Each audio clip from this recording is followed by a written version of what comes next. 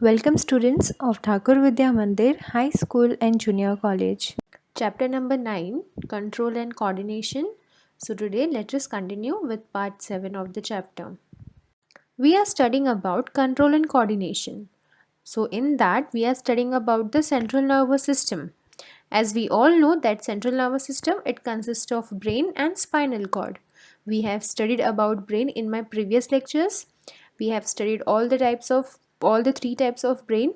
So today let us continue with the spinal cord.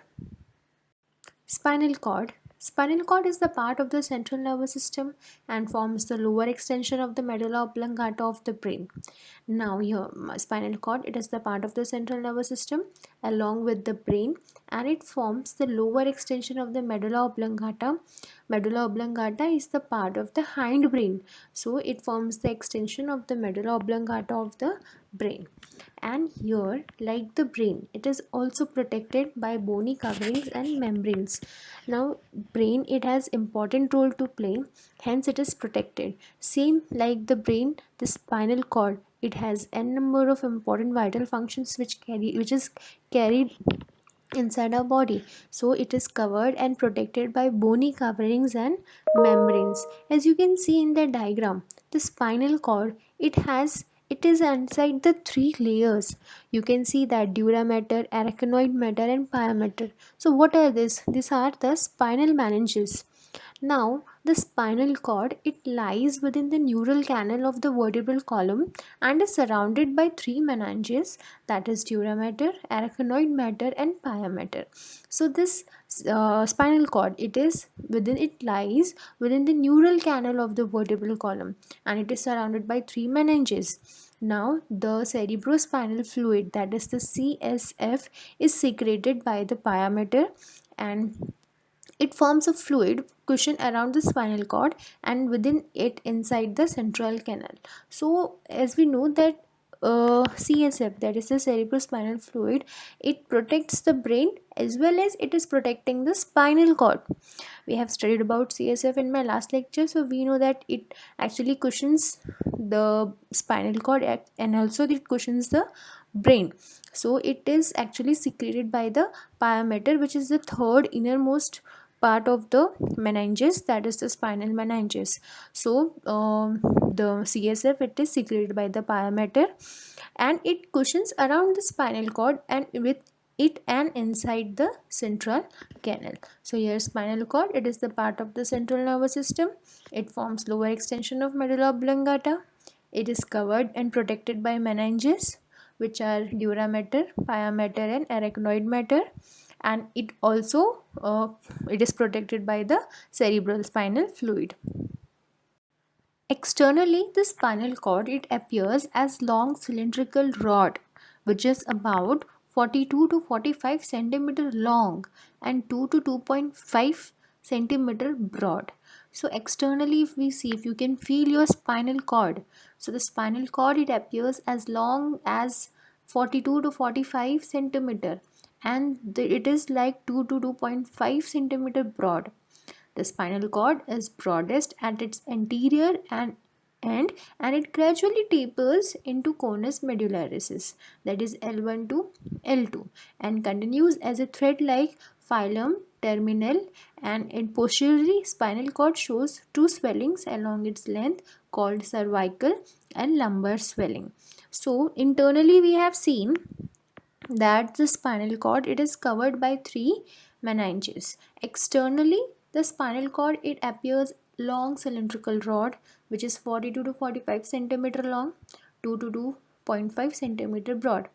The spinal cord, it is broadest at its anterior end and it tapers into the conus medullaris, as it goes down, it tapers, that is from L1 to L2. L stands for lumbar, which will be dealing it later on. So L1 to L2, and it continues as a thread-like phylum terminal and posteriorly. So spinal cord, it shows two swellings along its length called cervical and lumbar swelling. 31 pairs of spinal nerves arise from lateral sides of the spinal cord. Now these nerves, They are concentrated in the region of cervical and lumbar swelling and around the conus medullaris. The bunch of nerves in the hind part of the spinal cord, along with the filum terminal, appear like a horse tail, so called cauda equina. So there are 31 pairs of spinal nerves which arise laterally from the spinal cord.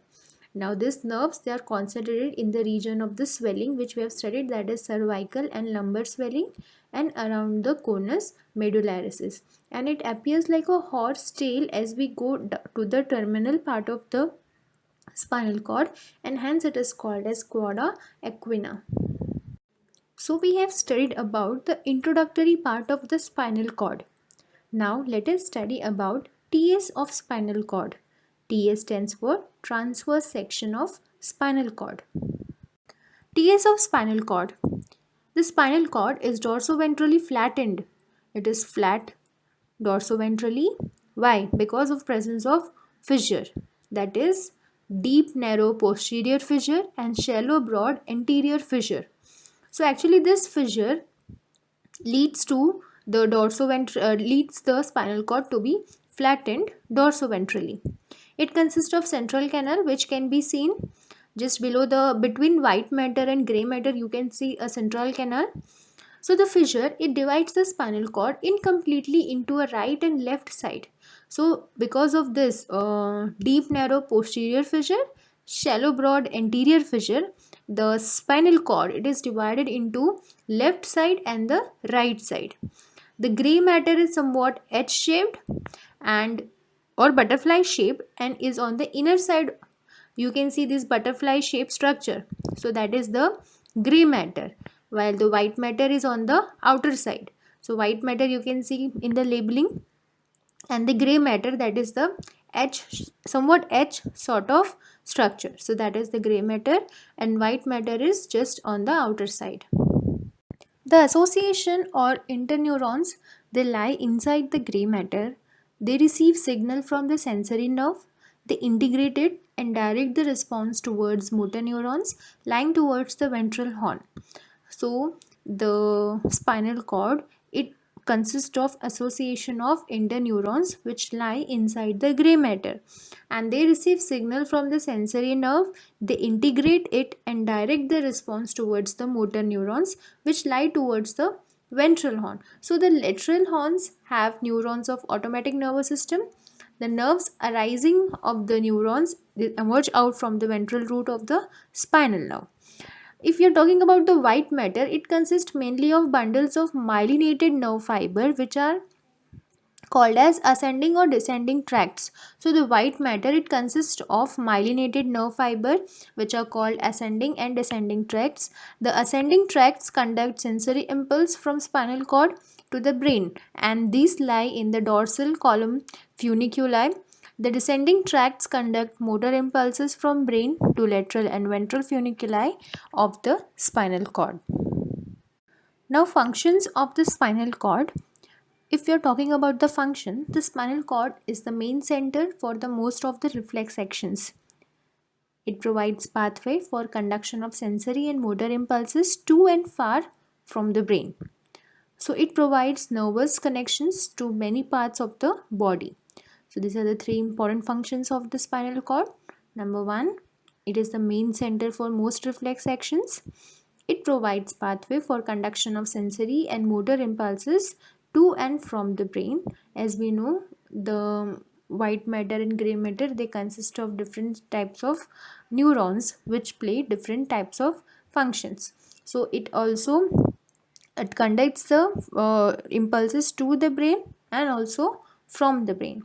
And third, it provides nervous connection to many parts of the body. So students, I hope you all must have understood the concept of spinal cord. What is important is to draw the TS of spinal cord. That is very important. The label diagram of TS of spinal cord.